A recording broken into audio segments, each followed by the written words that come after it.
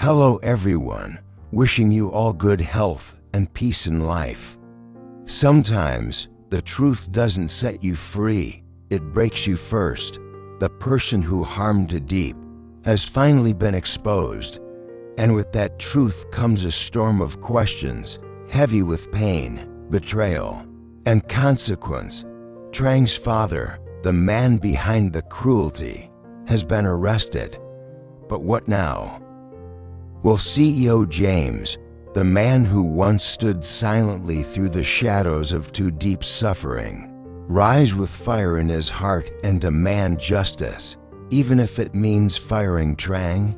Or will he choose the harder path, forgiveness? The line between vengeance and compassion is thin, and sometimes the strength of a man is not in how hard he strikes back, but in how deeply he can choose to heal.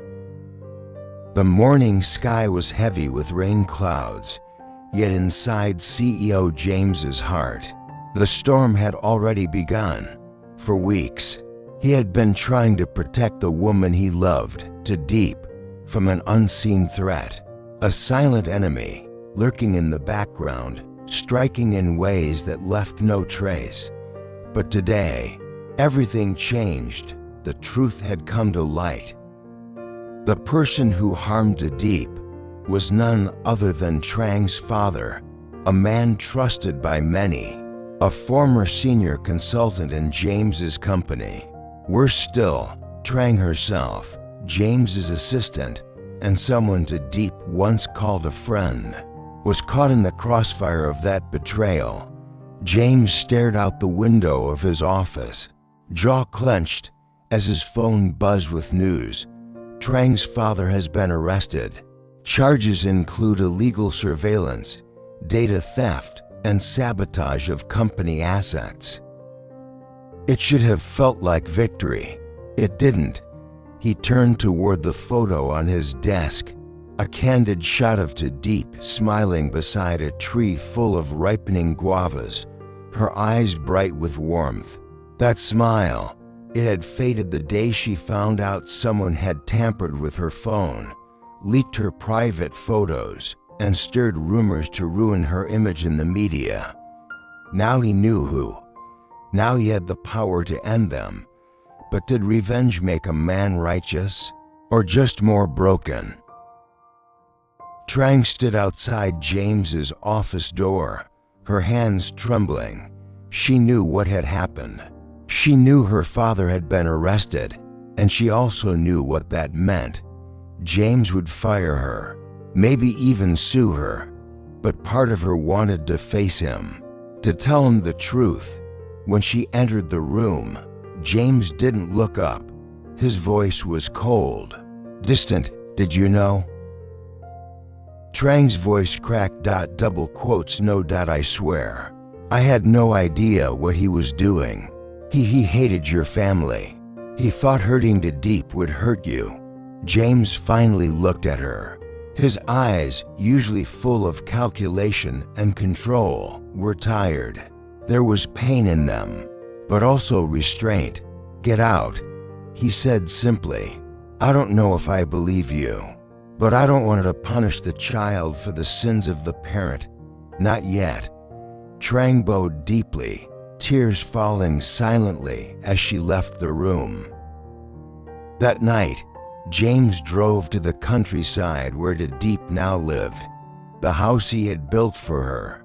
Simple, warm, surrounded by the smell of guava and cinnamon, welcomed him like an embrace.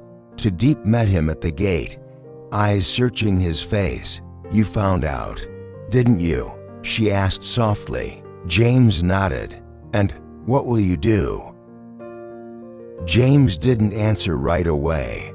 He looked out into the field where chickens clucked and trees swayed gently in the wind. She didn't know, he finally said. But her father, he knew exactly what he was doing. I could press charges, fire her, make a statement to the media. I could destroy him and anyone who stood by him. Tu Diep placed a hand on his arm. But that's not who you are, James. He turned to her, something fragile in his expression. Then who am I, Diep? A man who lets the people I love be hurt without consequence. No, she whispered. You're the man who knows when to hold the sword and when to set it down. The next morning, James called Trang back to his office. I've decided, he said without looking up. You will take a leave of absence. I'm not firing you, but I want you to think hard about the kind of legacy you want to leave behind. Trang nodded. Through her tears, thank you. Thank you for not destroying me. It's not mercy, James replied. It's hope that you'll be better than the man who raised you. As Trang left, James finally felt a weight lift from his chest. Revenge might have tasted sweet in the moment, but mercy left room for healing. And in that space, Tu Diep's smile could bloom again. The sun rose slowly over the quiet countryside, casting golden rays over the newly built wooden house James had gifted to Diep.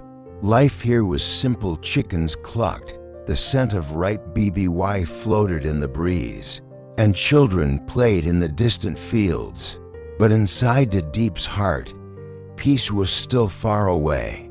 She stood in the garden, trimming herbs, when she saw James walking toward her. He looked tired. His suit was dusty, his eyes distant. You didn't sleep last night, she said gently, offering him a cup of warm tea. James shook his head. I couldn't. I went to see Trang's father. Tu Diep stiffened. Why? James's voice was quiet, almost hesitant. I needed answers. I needed to know why he would do something so vile. To you too. U.S. At the local detention center, James had stood face to face with a man who once worked beside his father, a man who had eaten at their table, laughed in their meetings, and now betrayed everything. You destroyed my reputation, James had said coldly. You ruined a woman's life. Why? Trang's father, Mr. Than, had chuckled, a sound that chilled James to the bone. Your father, he had said, destroyed my family first. According to Than, James's father had once seized land that belonged to his ancestors during the rise of the company's agricultural empire. It was legal, Than sneered, but not just. My family starved while yours grew rich. I waited years for my chance. James had left the prison with shaking hands. The sins of the past had returned, not for him, but for Tu Diep. Now, in the garden, James finally confessed everything. I don't know if I'm any better than him, he whispered. My father may have taken something that wasn't his, and now people like Than want blood for it. Tu Diep looked at him, eyes full of a quiet strength. You didn't choose your father's path, she said, but you can choose your own. James nodded, but guilt lingered in his chest. He took her hand and led her to the back of the house, where the BBY trees swayed gently.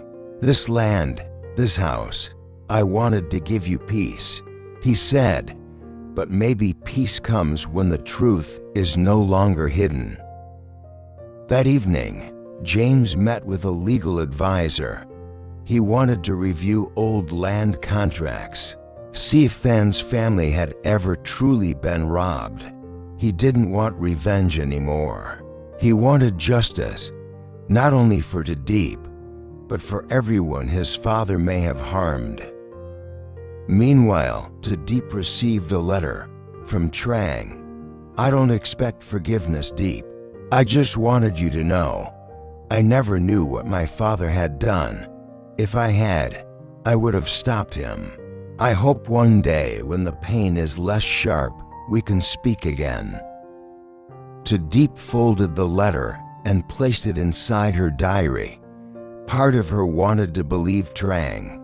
Another part couldn't forget the shame and fear she'd felt. But she did not reply, not yet. Forgiveness, she realized, was not a door that opened easily. Sometimes it required time and healing. As fireflies lit up the evening sky, James sat beside Tu Diep on the porch, her head resting on his shoulder. "I don't know how this ends," he murmured. Tu Diep smiled faintly. "It doesn't have to end. It just has to keep moving forward." In that moment, the war between revenge and forgiveness was quiet. Just for a night. But in the city, someone else was watching. A forgotten player. A shadow from James's past. And the next storm was already forming. In life, we are often faced with moments when we must choose between seeking revenge and showing forgiveness. These moments test our values, our emotions, and the very essence of who we are.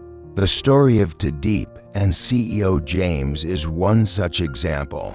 A deeply emotional journey that teaches us about the weight of the past, the pain of betrayal, and the courage it takes to choose compassion over hatred. Tu Diep was an innocent victim, harmed by someone she barely knew, the father of her friend Trang.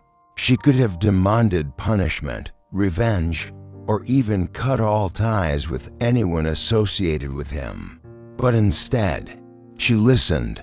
She gave James the space to seek the truth and supported his decision not to act out of anger.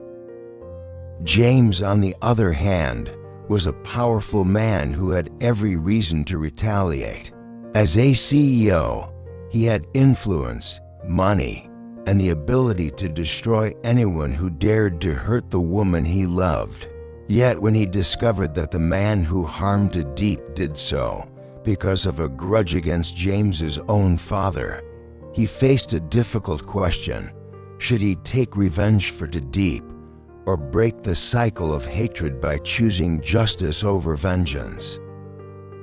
The most powerful lesson in this story is that we are not responsible for the sins of those who came before us, but we are responsible for how we respond to them. James could not change what his father had done in the past, but he could choose to right the wrongs, investigate the truth, and help Tu Diep heal, not by destroying others, but by facing the truth with honesty and empathy. Tu Diep's strength also teaches us something important. Forgiveness does not mean forgetting. It means choosing peace instead of pain. It means letting go of anger so that healing can begin. She didn't immediately forgive Trang, but she didn't seek revenge either. She left room for growth, for reflection, and for time to do its quiet work.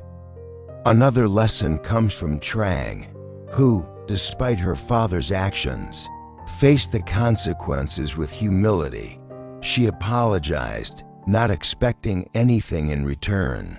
Her willingness to admit what she didn't know and take responsibility for her silence reminds us that guilt by association is not always fair, but character is proven through action. This story reminds us that every day we are given choices. We can choose to continue the pain passed down to us, or we can break the cycle. We can hurt others the way we've been hurt, or we can heal together. In a world that often celebrates revenge as strength, the real power lies in choosing kindness, even when we have the right to destroy. Forgiveness is not weakness. It is the highest form of strength.